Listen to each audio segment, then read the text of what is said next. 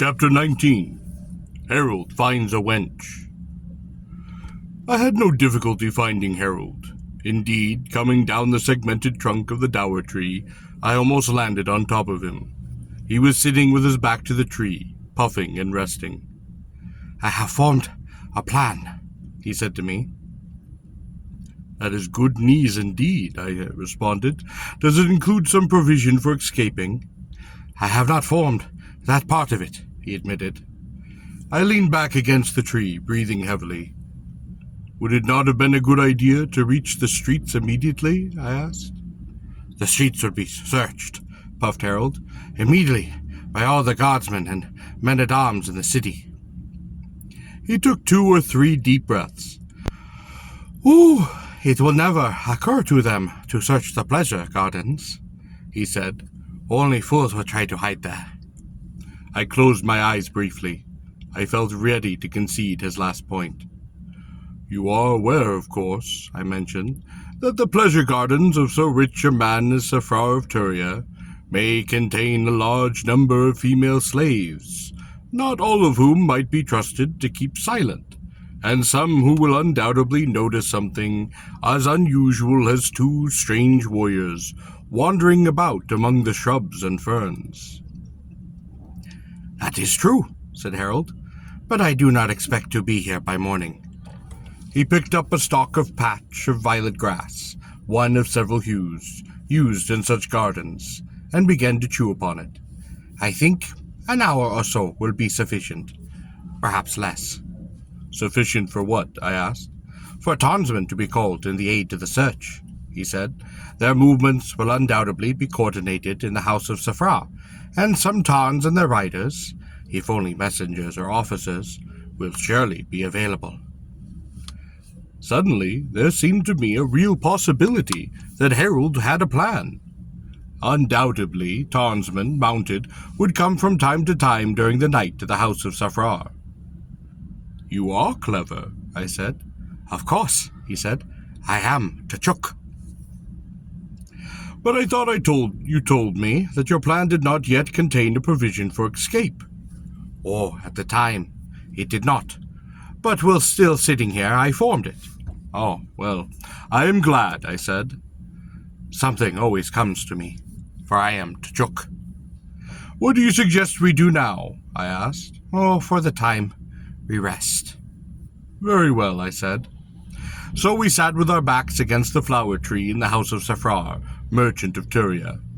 I looked at the lovely dangling loops of interwoven blossoms which hung from the curved branches of the tree. I knew that the clusters of flowers, which cluster upon cluster, grace these linear hanging stems, would each be a bouquet in itself. For the trees are so bred that the clustered flowers emerge in subtle, delicate patterns of shades and hues. Besides several of the flower trees, there were also some kalna trees, or the yellow wine trees of Gor.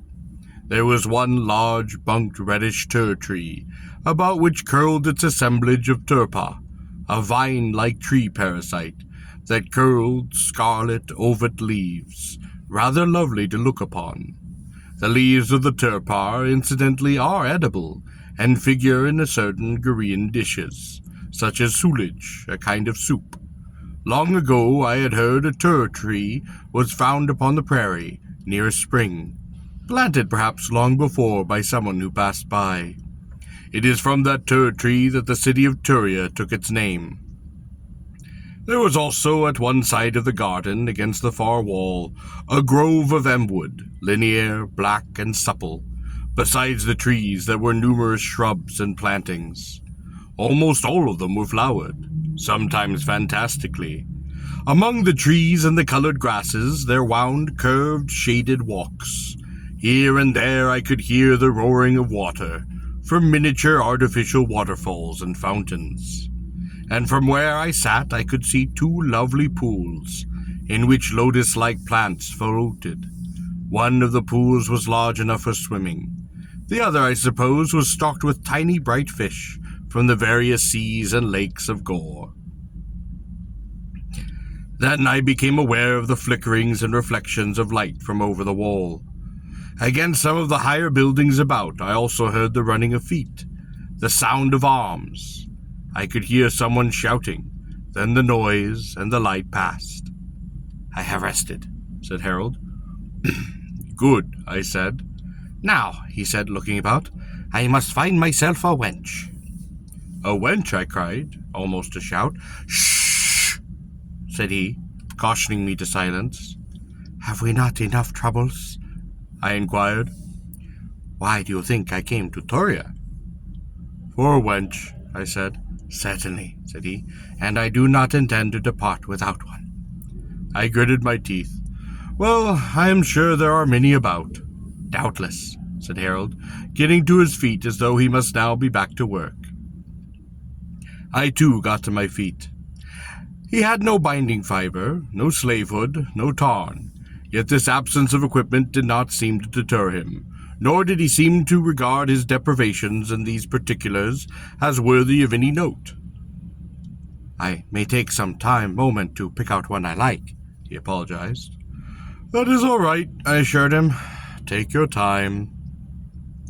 I then followed Harold along one of the smooth stone paths leading among the trees, brushing our way through the clusters of blossoms, skirting the edge of the nearer blue pool.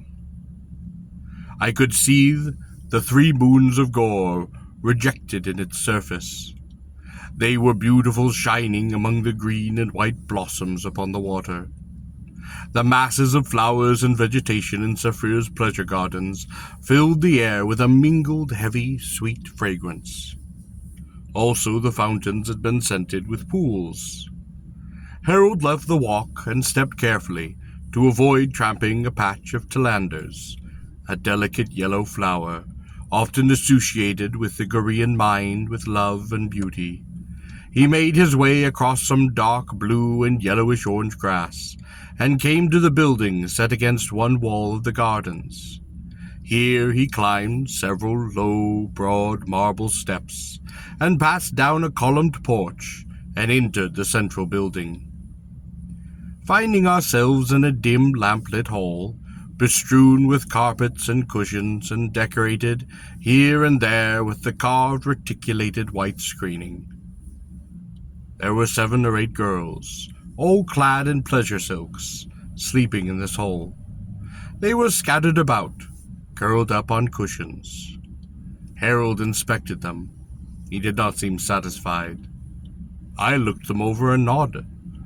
Any one of them would have been more than enough of a prize, presuming it could be safely transported somehow to the wagon of the Tjuks. One poor girl slept naked on the tiles by the fountain. About her neck was a thick metal collar, to which a heavy iron chain had been fastened. The chain itself was attached to a large iron ring placed upon the floor. I supposed that she was being disciplined. I immediately began to worry that the girl would be the one who would strike Harold's eye. To my relief, he examined her briefly and then passed on. Soon Harold had left the central hall and was making his way down a long, carpeted, lamp-hung corridor.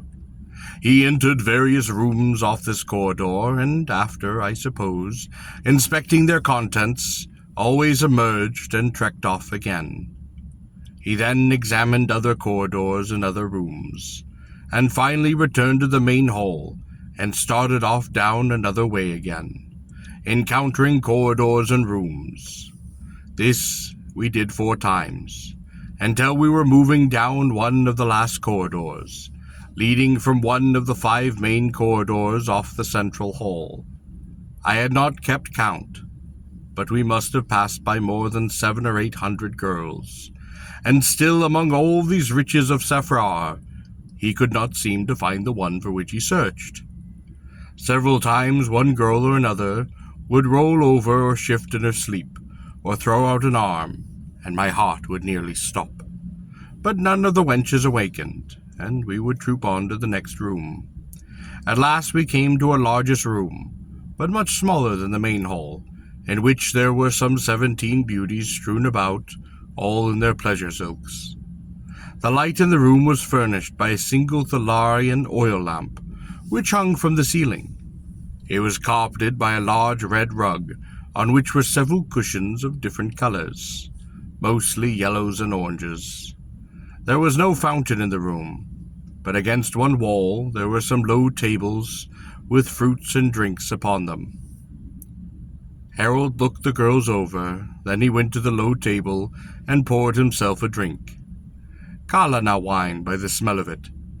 He then picked up a juicy red llama fruit, biting into it with a sound that seemed partially crunching as he went through the shell, partially squishing as he bit into the fleshy, segmented endocarp. He seemed to make a great deal of noise.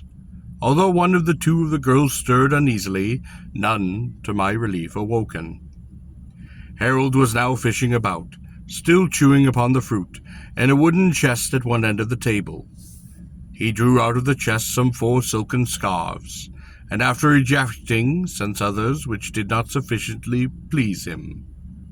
He then stood up and went to one of the girls lay, curled upon the thick red carpet. "I rather like this one," he said, taking a bite out of the fruit and spitting some seeds to the rug. She wore yellow pleasure silk, and beneath her long black hair, on her throat, I glimpsed a silverish Turian collar. She lay with her knees drawn up and her head resting upon her left elbow. Her skin color was tarnish, not too unlike the girl I had seen from Port Carr. I bent more closely. She was a beauty, and the diaphanous pleasure silk that was the only garment permitted her did not by design conceal her charms. Then, startled as she moved her head a bit restlessly upon the rug, I saw that in her nose was the tiny golden ring of a Tchuk girl. "This is the one," Harold said. It was, of course, Harina, she of the first wagon. Harold tossed the emptied, collapsed shell of the llama fruit into a corner of the room and whipped one of the scarves from his belt. He then gave the girl a short, swift kick, not to hurt her, but simply, rather rudely, to startle her awake. "On your feet, slave girl," he said. Harina struggled to her feet, her trend down, but Harold had stepped behind her, pulling her wrists behind her back, and tying them with the scarf in his hand. "What is it?" she asked. "You are being abducted," Harold informed her. The girl's head flew up, and she spun to face him, pulling to free herself. When she saw him, her eyes were as wide as llama fruit, and her mouth flew open. "It is I," said Harold. "Harold, the Tchuk." "No," she said. "No, not you." "Yes," he said, "I." Turning her about once again and routinely checking the knots that bound her wrists, taking her wrists in his hands, trying to separate them, and examining the knots of slippage. There was none. He permitted her to turn and face him again. "How did you get in here?" "I chanced by," said Harold. She started to try to free herself. After an instant she realized that she could not, that she had been bound by a warrior. Then she has acted as though she had not noticed that she had been perfectly secured, that she was his prisoner, and the prisoner of Harold of the Tchuks. She squared her small shoulders and glared up at him. "What are you doing here?" she demanded. "Stealing a slave girl," he said. "Who?" she asked. "Oh, come now," said Harold. "Not I," she said. "Of course," said he. "But I am Harina," she cried. "I am Harina of the first wagon." I feared the girl's voice might awaken the others, but they seemed still to sleep. "You are only a little Turian slave girl," said Harold, "who has taken my fancy." "No," she said. Then Harold had his hands in her mouth, holding it open. "See," he said to me. I looked, and to be sure, there was a slight gap between 2 of the teeth on the upper right. Harina was trying to say something. It was perhaps just as well she could not. "It is easy to see," said Harold, "why she was not chosen first stake." Harina struggled furiously, unable to speak, the young Tchuk's hands separating her jaws. "I have seen Kyla with better teeth," he said. Harina made an angry noise. I hoped that the girl would not burst a blood vessel. Then Harold removed his hands deftly, narrowly missing what would have been a most savage bite. "Sleen," she hissed.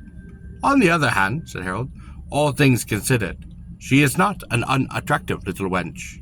Slain, slain, cursed the girl. I shall enjoy owning you, said Harold, patting her head. Slain, slain, slain, cursed the girl. Harold turned to me.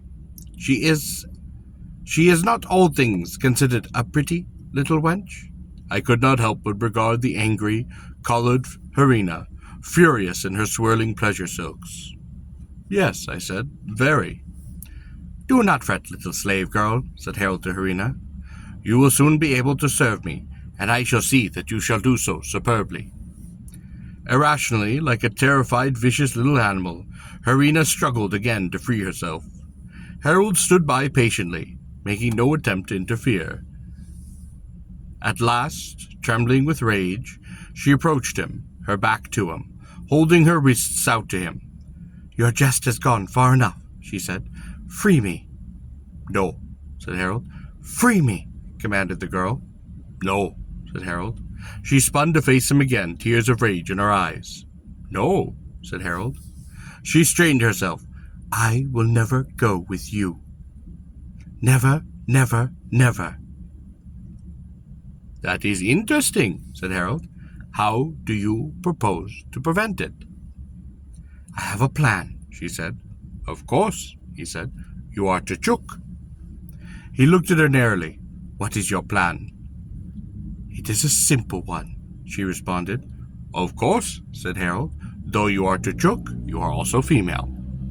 One of Harina's eyebrows rose skeptically. The simplest of plans, she remarked, are often the best. Upon occasion. What is your plan? I shall simply scream, she said. Harold thought for a moment. That is an excellent plan, he admitted. So, said Harina, free me, and I will give you 10 in to flee for your lives. That did not seem to me like much time. The Green in, or second, is only a little longer than the Earth second. Regardless of the standard employed, it was clear that Harina was not being particularly generous. I do not choose to do so, remarked Harold. She shrugged.